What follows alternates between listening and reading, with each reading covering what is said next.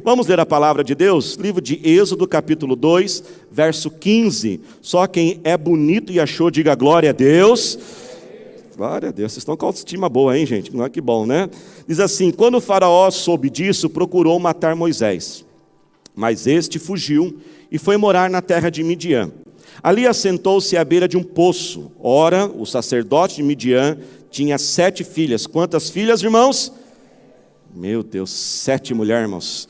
Glória a Deus. Fora a esposa, 8, né? É um homem abençoado, né? Elas foram buscar, só de imaginar dar um frio na barriga, né, irmãos? Elas foram buscar água para encher os bebedouros e dar de beber ao rebanho de seu pai. Alguns pastores se aproximaram e começaram a expulsá-la dali. Moisés, porém, veio em auxílio delas e deu água ao rebanho. Quando as moças voltaram ao seu pai Reuel, ou Jetro, este lhes perguntou: por que vocês voltaram tão cedo hoje? Elas responderam: um egípcio defendeu-nos dos pastores e ainda tirou água do poço para nós e deu de beber ao rebanho. Onde está ele? Perguntou o pai a elas. Porque o deixaram lá? Convide-no para comer conosco. Moisés aceitou e concordou também em morar na casa daquele homem.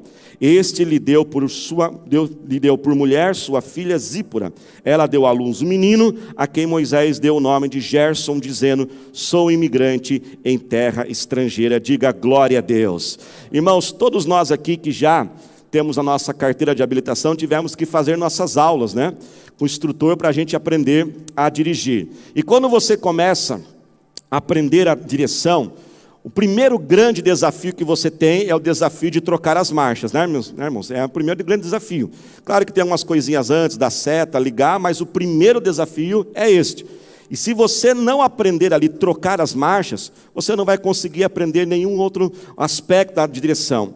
Essa troca de marchas, irmãos, é algo muito importante, porque existe ali uma habilidade que você tem que desenvolver, que é a habilidade de pisar ali na embreagem, não é mesmo? Com o acelerador, você tem que pisar na embreagem, depois tem que ir soltando, aprofundando ali o acelerador, para fazer a transição do quê? De uma marcha para outra. E é sobre isso que Deus quer falar conosco hoje, sobre transição. Diga comigo, transição. Irmãos, a vida é feita de transição. A vida tem inúmeras transições. Nós vivemos etapas, nós vivemos estágios, e entre um estágio e outro estágio existe uma transição. Transição é esse estado intermediário. E para nós podermos ter a nossa vida fluindo, para que nós possamos ter a nossa vida crescendo, é muito importante desenvolver essa habilidade de lidar com as transições da vida. Essa história que nós lemos é uma história de transição. Ela vem relatar aqui um momento onde Moisés, ele está transicionando a vida dele de uma vida de palácio para uma vida de deserto, de uma vida de príncipe para agora uma vida simples de um pastor de ovelha. Mas por que Moisés teve que passar por isso? O que aconteceu? A Bíblia, irmãos, vem nos dizer que Moisés cometeu um grande erro. Certa vez ele estava vendo um soldado maltratando alguns escravos, ele foi interferir naqueles maus tratos, e ele acabou ali exagerando a força e cometeu um assassinato, tirando a vida daquele soldado. E por causa daquele erro, daquela falha, agora ele se tornou um assassino, ele não podia mais viver no Egito, ele se tornou um traidor do faraó, e ele teve que abandonar o Egito. Aquela falha levou Moisés para um outro tempo, para um outro lugar na vida dele. Falhas são um dos motivos que nos levam a viver algo novo.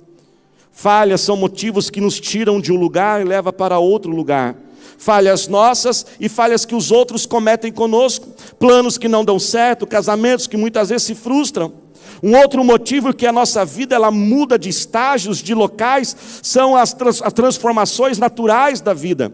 Nós passamos da infância para a juventude, não é mesmo? Da juventude para a vida adulta casado sem filho, casado com filho, um emprego novo, uma mudança de cidade. E uma outra mudança que nós passamos é a mudança de propósito, de maturidade. É aquela mudança mais interior, é aquela mudança mais para dentro, aonde você amadurece, aonde você precisa mudar a sua intelectualidade, aonde você precisa melhorar e amadurecer as suas emoções. E entre essas fases e outras, entre esses estágios e outros, existem transições. As coisas não acontecem da noite para o dia. Elas não vão acontecer de forma abrupta. Elas precisam ser o quê? Transicionadas. Olha que algo maravilhoso que Deus criou para nós. Por exemplo, a mulher, quando ela fica grávida, existe um período de gestação. O que é a gestação? Gestação é um período de transição. Você imaginou, irmãos, a mulher descobrir que está grávida, depois nascer depois de uma semana? Misericórdia. Não dá nem tempo de absorver a ideia, não dá nem tempo de arrumar as coisas. Mas também, ao mesmo tempo, não pode ser longo demais.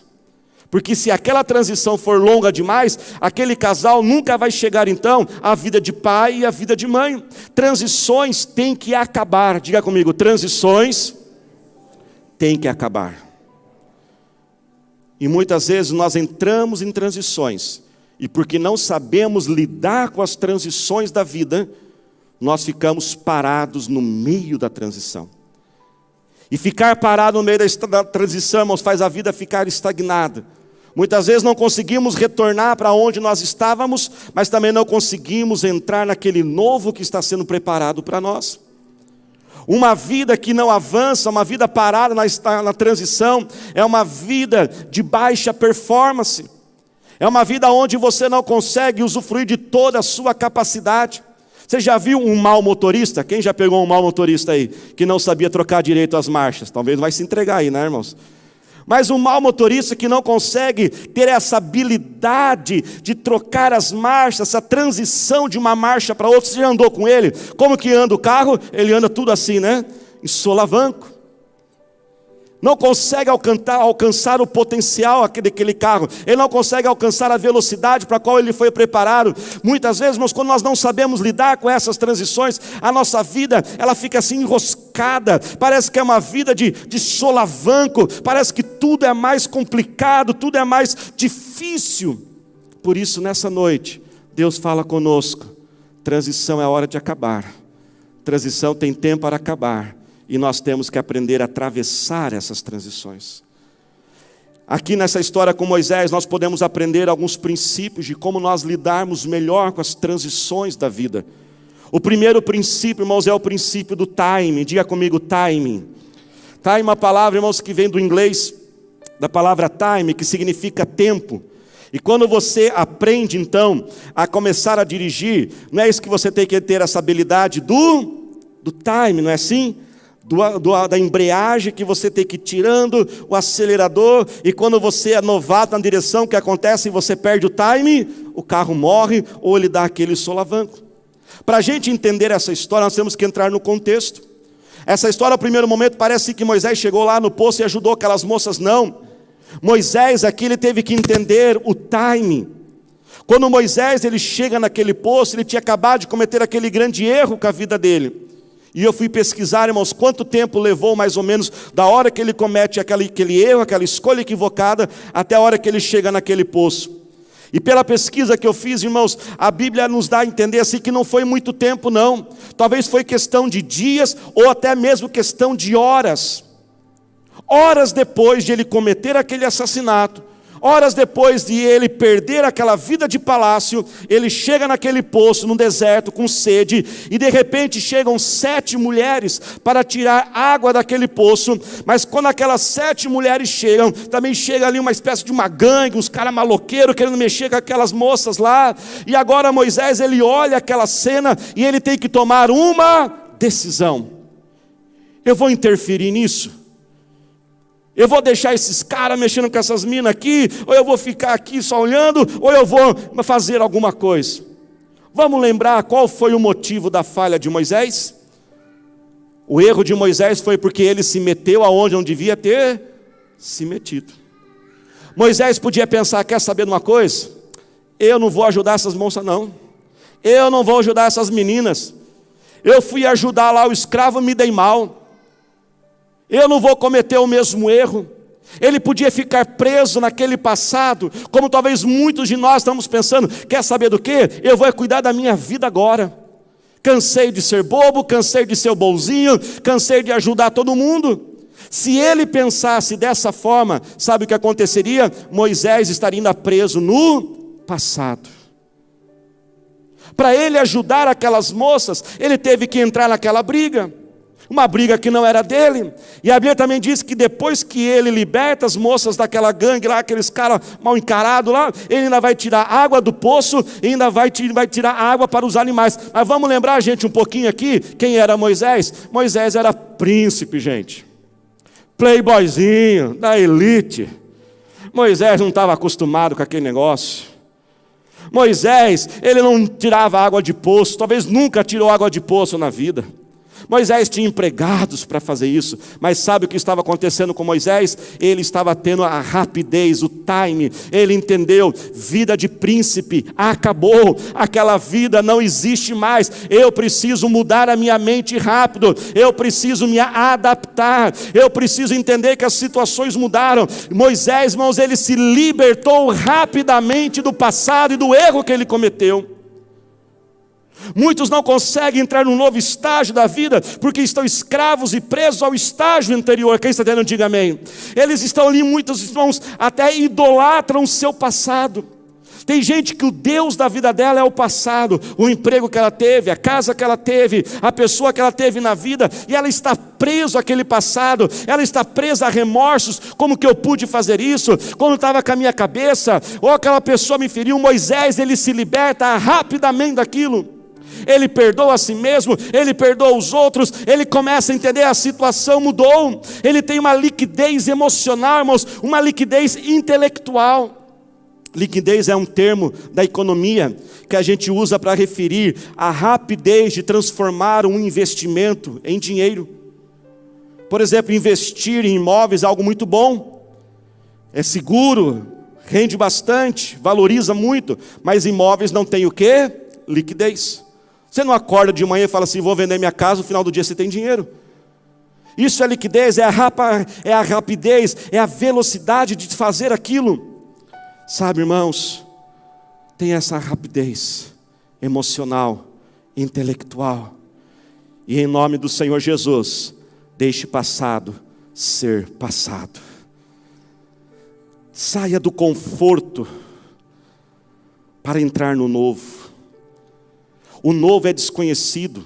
Nós adoramos coisas novas, não é mesmo, irmãos? Todos nós queremos coisas novas, mas o novo é desconhecido. E muitas vezes nós não passamos por aquela transição. A Bíblia nos ensina a olhar para a natureza, para termos sabedoria. E existe um animal, irmãos, que nos dá muita sabedoria, que é a águia. A águia é um animal que nós devemos estudar bastante. E sabia que existe algo que a águia faz? A mamãe águia, quando o filhotinho nasce, ela prepara todo o ninho para o seu filhotinho. E ela pega aquele ninho, ela forra aquele ninho com as penas, ela forra o ninho com as folhas, e aquele ninho fica bem o quê? Confortável.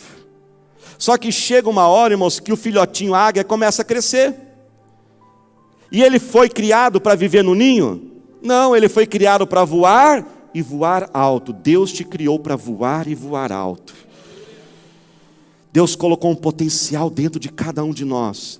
Deus estabeleceu um propósito dentro de cada um de nós. Mas sabe, irmãos, o que acontece? Muitas vezes nós estamos igual o filhotinho águia, confortáveis demais no presente.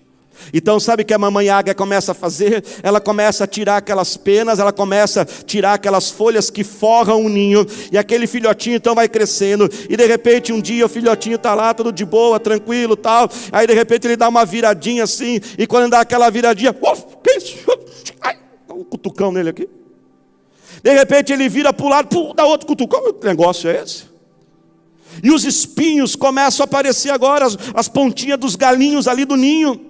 Sabe o que a mamãe águia está fazendo? Empurrando ele para fora, dizendo, olha, você não foi feito para ficar aqui, você não foi feito para ficar preso neste ninho. Sabe, irmãos, às vezes algumas coisas acontecem com a gente, e a gente fica, não, porque é o diabo, eu não fiz nada errado. Muitas vezes, irmãos, é o nosso Deus cutucando a gente, para a gente voar, para a gente viver aquilo que Ele preparou para nós. Nós estamos vivendo um grande cutucão de Deus. Coronavírus é um grande cutucão de Deus. Deus não enviou, irmãos, esse mal. Deus não envia o mal, Ele é o Pai de amor. Esse mal, ele é o mal natural deste mundo. Nós vivemos num mundo que jaz no maligno. O pecado original lá de Adão e Eva gerou esse mal. geram as doenças, mutações genéticas, algo que gera da vida. Deus não enviou, Deus não desejou, Deus não fica feliz em ver seus filhos sofrendo. Mas se está acontecendo, presta atenção, é porque Ele permitiu. E se Ele permitiu, cabe a nós então fazermos a pergunta: o que Ele quer nos ensinar? Algo muito importante para vencermos as transições da vida é aprender a lição. Porque o que acontece quando um professor dá uma prova e o aluno não aprende a lição? Para onde que o aluno vai? Para a recuperação. E tem que repetir a prova de novo. Por que será que provas e mais provas estão se repetindo? Porque veja bem, irmão, adversidades na vida nós sempre teremos. Mas nós temos que ter novas adversidades. Se estamos sempre vivendo as mesmas, é porque existe ainda uma lição que nós não aprendemos. E o que Deus quer nos ensinar com isso? Que Ele é Deus. Ele quer nos ensinar que nós dependemos dEle. Ele quer ensinar que não existe nenhum ser humano melhor do que o outro. Com este vírus ele alcança o rico, ele alcança o pobre, aquele que tem estudo, aquele que não tem estudo nenhum. Ele está fazendo a gente valorizar mais a vida. Ele está fazendo a gente ser menos reclamão. Quem está menos reclamão nessa quarentena aí? Quem está com falta daquilo que reclamava antes? A gente estava reclamando demais, irmãos. Está fazendo a gente desacelerar a vida para passar mais tempo com a família, mais tempo com Deus. Você pode glorificar a Deus por isso? Por isso, deixe o passado ser passado mais rápido. Perdoe a si mesmo, perdoe os outros. Se adapte rapidamente, não perca o timing. O segundo princípio, irmãos, é o princípio da humildade. Moisés teve que ser muito humilde. Talvez aquelas moças tiveram que até ensinar ele como tirava água para aquele rebanho. Moisés teve que aprender como ter aquela nova vida agora. Quando você lê a história completa, você vê que aquele sogro, o sogro de Moisés, o Jetro, ele foi uma espécie de um mentor para Moisés. Porque tudo aquilo que Moisés tinha para aquela vida de palácio, aquela vida de realeza, naquele novo período agora, de vida de família, porque ele era um solteiro, agora ele se tornou um esposo. Você lê o texto aqui que diz que ele teve um filho, ele se tornou um pastor de ovelha, ele teve que aprender novas habilidades. Seja um eterno aprendiz, não descanse, não fique mal-humorado, murmurando, dizendo, tá bom, eu já sei. Não, aprenda, se adapte, entenda que a situação mudou. Muitos jovens, homens recém-casados, eles casam, irmãos, e querem ainda ter vida de solteiro. Eles casam e acham que suas esposas são suas mamães. Ei, meu irmão, não tem esse negócio não. Tua esposa não é tua mamãe não, ela é tua esposa, viu? E lá na sua casa, a sua mamãe fazia tudo. Agora vai você lavar a louça em nome de Jesus aí. As irmãs digam amém. Tem que lavar a louça. Tem que ajudar com as tarefas na casa, porque ela não é a sua mamãe. Mas aquele meu chefe falou duro comigo. Ei, chefe não tem que ser legal não, irmãos. Chefe tem que ser produtivo, tem que ensinar você a crescer na vida. Se você puder ter um chefe que te faz crescer e ainda ser legal, glória a Deus. E que os meus funcionários digam glória a Deus agora aí, viu? Vença o orgulho, vença a vaidade e reconheça que uma situação nova você precisa aprender. Seja sempre um eterno aprendiz, principalmente quando vier um período novo, um estágio novo na vida e que você tem que passar por uma transição. E por último, irmãos, vá até o final. Eu vou repetir, vá até o final. Irmãos, já fazem muitos anos que eu fiz o meu curso de direção e eu fui ver uns vídeos no YouTube e algo me chamou a atenção. Que um instrutor, assim, ele falou algo para o aluno, algo que a gente já sabe, claro, óbvio, mas chamou a atenção. Ele falou assim, olha, quando você pisar na embreagem, para trocar a marcha e fazer a transição, o que ele disse? Ele falou, pisa até o fundo, vá até o final. Moisés, irmãos, né, salvou aquelas meninas lá da gangue, lá, mandou eles ficarem embora, mas ele podia falar assim, já fiz bastante. Não, mas além de fazer isso, ele ainda deu água para elas e deu água para o rebanho. Ele foi proativo, ele fez mais do que foi pedido a ele. Para nós entrarmos, irmãos, num novo ciclo, nós precisamos encerrar a transição. E Deus está permitindo você ouvir essa palavra, porque Deus manda dizer algo muito sério e algo muito profundo que Deus colocou em meu coração. Muitos que estão aqui ouvindo essa palavra, Deus manda dizer, chegou a hora de você finalizar certas circunstâncias. Chegou a hora de você pôr um ponto final nisso. Chegou a hora de você encerrar as coisas e não ficar pela metade. Quando o pastor irmão Thalita e eu, a pastora Thalita e eu, nós casamos, nos primeiros 6 meses a gente brigou demais. 2 pessoas diferentes, né? Ela palmeirense, eu corintiano, o negócio era pior ainda, né, irmãos? Não, manifestou lá, viu? Tô brincando, né? E a gente brigava, cultura diferente e tal. Mas depois de uns 6 meses, um dia a gente conversou e falou assim, chega, já deu de transição. Agora tem casal, irmãos, que está 10 anos em transição ainda. Não, pastor, nós estamos se adaptando ainda. Meu Deus, o senhor, meu filho, fazem 10 anos. Nós temos que encerrar, porque enquanto você não encerra a transição, você não entra no período novo. Moisés foi rápido, aquela transição foi de apenas talvez algumas horas, ele teve essa habilidade. Depois ele foi viver mais 40 anos no deserto, mas deserto não foi transição para Moisés, foi aprendizado. Se coloque de pé glorificando ao Senhor. Por que muitas vezes, irmãos, nós temos dificuldade em finalizar? Muitas vezes nós não fomos treinados para isso. Às vezes a gente é treinado a fazer as coisas assim pela metade, não é mesmo? Com todo respeito, vou dizer agora, isso aconteceu comigo, mas com muito respeito. Eu fui agendar uma consulta e mandei uma mensagem no WhatsApp para a atendente, falei assim, eu queria marcar uma consulta com o médico. É possível? Ele está atendendo? Ela disse, sim, é possível. Eu falei, qual dia que ele tem? Ah, vou ver qual é o dia que ele tem. Aí depois tive na outra mensagem, qual é o dia mesmo? Aí ela falou assim, ele tem o dia tal. Depois tive na outra mensagem, e qual é o horário?